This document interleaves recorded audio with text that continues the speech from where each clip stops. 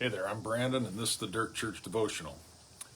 So, in the book of Acts, chapter 16, there's a story about Paul and Silas, and they had been traveling about. They cast a demon out of a young girl, and they ended up getting thrown in prison for this act of kindness.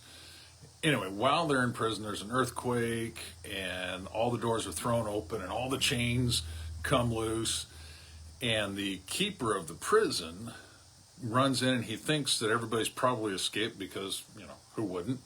And because of that, he was going to kill himself. And Paul yells out, "Hey, don't do it. Don't kill yourself. We're all here." And the guard, the keeper of the prison, he throws himself on us at the feet of these guys. And he says, "Oh man, what do I have to do to be saved?" He asks that question. What do I have to do to be saved? Best question anybody can ever ask. And Paul's answer is this: believe in Jesus Christ and you'll be saved. That's kind of how the NIV puts it. The King James, the New King James says, believe on the Lord Jesus and you'll be saved. And they both kind of mean the same thing. But I want to talk this afternoon about what that actually means. Believe on Jesus, because it raises the question, well, what's it mean to believe? I mean, lots of people believe in Jesus, but they're not saved. They're not going to heaven. In fact, Jesus even said, not everyone that says, "Lord, Lord," will enter heaven. Okay, so what does it mean? I've got an example for you. You might like it. Might help make some sense of this. Right after I graduated high school, a friend of mine got a hold of me and said, "Hey, you want to go skydiving?" I said, "Yes, I want to go skydiving." Who wouldn't want to go skydiving? He had found a 2-for-1 deal, two jumpers for the price of one through, I think it was Skydive Kapowsin or something. I said, "Yeah, that's great. Let's do it." So, quick note, if you're going to do something that could lead to death, number one, don't do it alone. And number two, never pay full price. But I digress.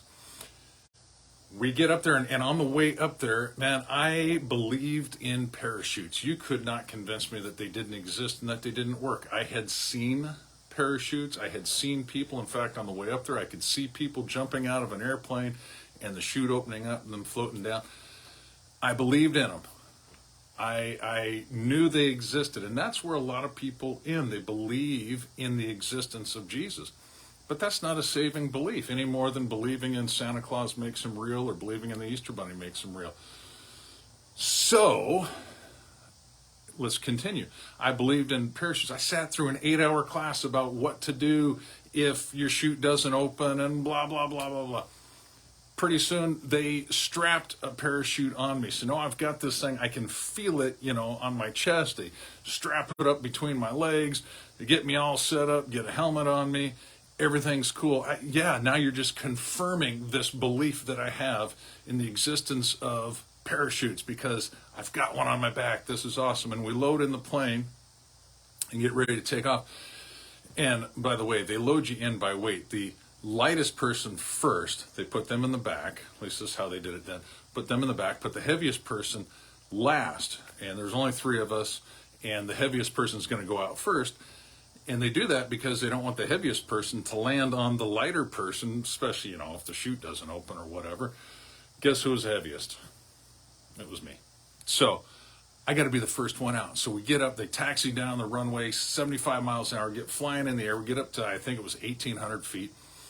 And they told us, they said, "Look, the only way you're getting back in this plane is to fight your way back in. So what you need to do is step out on this little tiny peg about, this big, grab onto the bar underneath the wing, look at us, and when we wave, smile, because we're going to take a picture, and then let go." So, all right, so we get up to altitude, we get to our cruising speed, they open the door, I stick my foot out, and it goes, slams against the side of the airplane. Oh, wow, now it's getting real. I step on that peg and slip, but I grab the bar. I make it. I'm holding on to the bar, and I'm looking, and I look over at the guy, and he waves, and I smile. Now here comes a moment of truth. I let go. And as soon as I let go, there was nothing between me and imminent death but that parachute that I couldn't see, couldn't feel, couldn't confirm was there, other than the fact I believed. You see, that's what believing in or believing on Jesus, that is saving faith. When there is nothing between you but an eternity in the lake of fire, hell, damnation, separation from God. There's nothing between you. I don't know what I just did. Anyway, there's nothing between you and eternal death but your faith and what you put that faith in. I hope you put your faith in Jesus Christ today. I hope you believe on him for eternity and not just in him for his existence. All right? That's all I got. Lord bless you. You guys have a great day.